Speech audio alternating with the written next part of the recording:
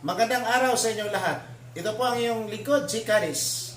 Ngayong araw tayo po ay gagawa ng homemade organic cough syrup for kids. This is only for home remedy. Pero bago ko magpapatuloy guys, kung kayo ay bago pa sa ating channel, please subscribe and don't forget to hit the notification bell para kayo ay palaging updated sa sunod pa nating mga video. So tara na guys, puntahan natin ang ating mga sangkap sa paggawa ng homemade organic cough syrup for kids. Narito ang ating mga pangunahing sangkap sa paggawa ng ating cough syrup. Narito guys, so syempre unang-una mayroon tayong oregano po, oregano leaves. So marami po ito. Yan, siguro this is mga 200 grams. Around 200 grams yan guys. Ayan, so meron din tayong kalamansi at saka lemon para ito sa additional na flavor. So kung may flavor yung ating guys, oregano guys, mas masarap para sa mga bata. Kasi this is for kids, so kaya kailangan na mas masarap. So, and this is also guys very rich in vitamin C. Itong kalamansi at saka itong ating lemon. Meron din tayong kalahating cup ng ating this is pure honey. Yan guys, so pure honey yan. Binili natin yan sa bukid. Makikilala natin ang pure honey guys kung ilagay natin sa freezer. Kung ito ay magiging puti, ibig sabihin may halo tubig yan. Pero kung ilagay natin sa freezer at saka magiging sticky din siya, sticky lang, hindi siya magiging kulay puti. So that means pure. So ito, subok na po ito na pure ito na honey. Then we have also 1 cup of sugar. Wash sugar ang ginamit din guys, hindi yung refined sugar. Then meron tayong tubig na 1 kalahating baso. Ito guys, itong ginamit natin yan guys. So ito ay isang baso, itong tubig 1 kalahati. Then tapos itong ating oregano is 200 grams. Ayan. So, iyan ang ating mga sangkap sa paggawa ng ating syrup for kids. So, ang ating first procedure guys, yung ating 1 kalahating baso na tubig ay ating papakuluin. Ayan. So, kapag kumukulo na yan, kahit hindi pa kumukulo guys, pwede natin ilagay itong ating 200 grams na organic leaves. Ayan. Lulutuin natin yan. Yan, takpan natin. Lulutuin natin ito sa loob ng around 20 minutes, 20 to 30 minutes guys. For sure, yung dahon ay naluluto na. So, i-extract natin yung juice after 20 to 30 minutes, guys. Ayan, guys. After 10 minutes, tingnan natin. 10 minutes ito. Sabi ko kanina, 20 to 30 minutes. Pero sa ngayon, tingnan natin after 10 minutes. Ayan. So, napakabango, guys, oh. So, mamaya, guys, pag matapos na ito, mga 20 minutes, extract natin itong tubig dito, guys. Ayan. Pipigain natin ito para makuha yung juice ng ating oregano. At saka ito guys, ready na po itong ating mga additional na sangkap para, ayan. So ito na po ang juice ng ating kalamansi at saka lemon. At ito ang ating honey at saka itong sugar. Yan, so handang-handa na po yan. Ayan. Ipupush natin para malabas yung katas niya. Ito guys, napakabango na niya guys. At saka guys, kung ito ang gagamitin niyo pang medicine ng ubo ng mga bata guys, this is very guys, very healthy kasi wala itong halong chemical po.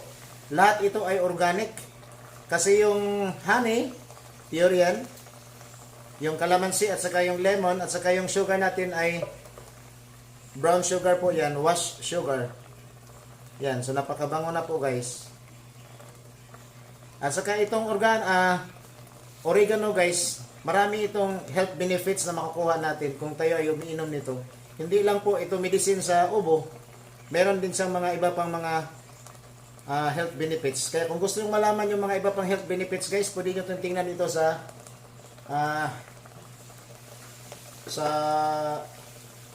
libro o sa health yung libro na tinatawag nating health remedies. Ayan. So takpan natin muli. Pagkatapos ng another 10 minutes, extract na natin yung juice. So ang apoy nito guys ay medyo medium lang po. Para hindi yung madaling maubos yung tubig. Kaya medium lang. Medium na po yung ating apoy. Ayan. Ayan, ito na po guys, after 20 minutes. Ayan, sinabi ko kanina, 20 to 30 minutes, pero okay na itong 20 minutes, kasi konti na yung tubig. Ayan. So, yan na po. Ito na po guys, lulutuin na natin. So, mayroon na tayong extracted na juice ng ating oregano po, na isang cup, na malaking cup po. Ayan. So, medium heat lang po guys ha. Para hindi ito masira itong niluto natin. Ayan. So since mainit na yan, kasi kaalis na natin guys, idagdag ko na itong isang remember guys ha, isang cup lang po itong natin, yung juice ng ating oregano ito. At saka ang ating sugar din ay isang cup din. Para ito ay magiging matamis para sa ating mga bata. Guys, kasi yung mga bata natin, kung purely oregano lang po, hindi yan sila iinom kasi may konti itong guys, konting may taste siya na para pa hindi pambata. Kaya lagyan natin ng isang basong sugar. Yan.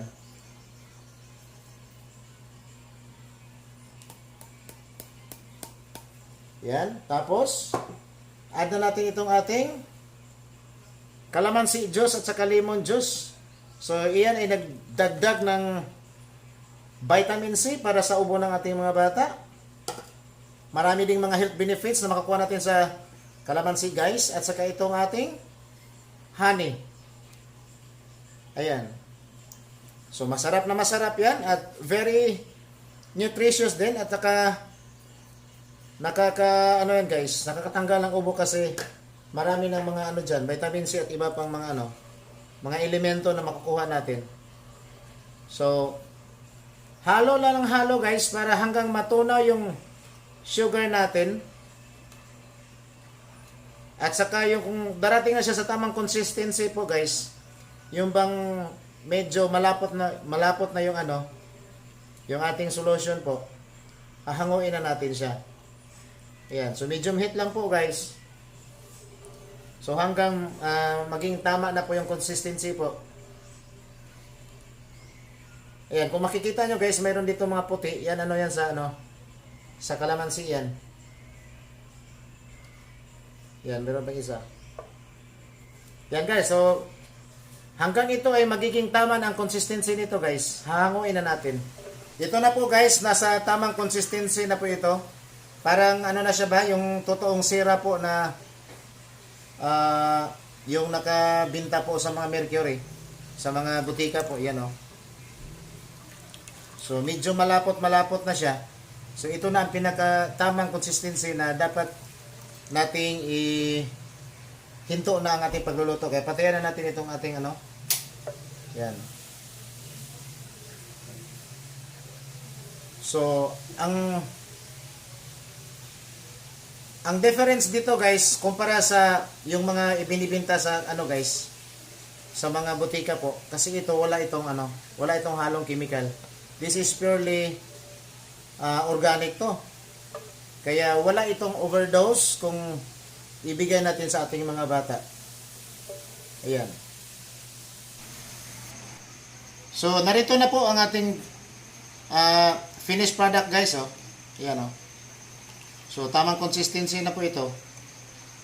So, kung titistingan natin. So, kung ako po ay nakapagbigay sa inyo guys ng kaalaman guys. Please subscribe naman po. At don't forget to hit the notification bell para updated kayo sa sunod nating gawing video. Ayan guys. Tikman natin.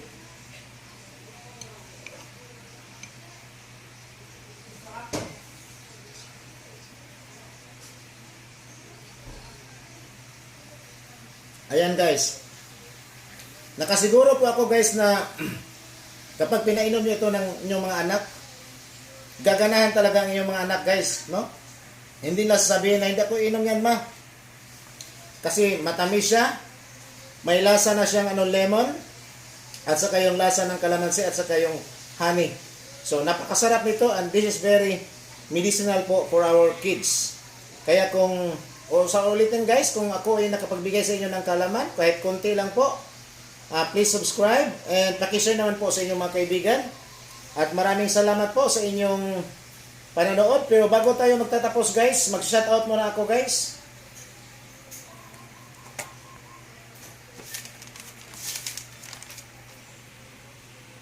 Shoutout po sa ating mga kaibigan na mga YouTubers na pinupuntahan natin sa yung nagsisimula pa tayo guys. Unang-una po kay Boss Harry Clint Artwork. Pangalawa po kay Daddy Nikos po na naging mentor din natin. Siya ang mga source natin sa mga kunting kaalaman na kukuha natin sa guys, sa pag-YT. Tapos si si Yvette Lamama, Mercy Sagundi, Jane Sicades, at saka kay kapatid na Riano 30 Vlogs Variety, kay Luis Vlog, kay Blumix Vlog, at saka kapatid na Mavic. So silang lahat guys, yung mga sinasabi ko ay mga YouTubers din na pinupuntahan natin yung tayo po ay nagsisimula pa. So sa inyo guys, lahat-lahat sa inyo, maraming salamat. At ngayon, ako po ay, sa ulitin ko po, nagpapasalamat ako sa inyong pagtulong sa atin. At sana mayroon pa, marami pang mga katulad ko ang matutulungan ninyo. So maraming salamat at magandang araw sa inyong lahat. Thank you very much po. Ito ang inyong lingkod, G. Cadiz.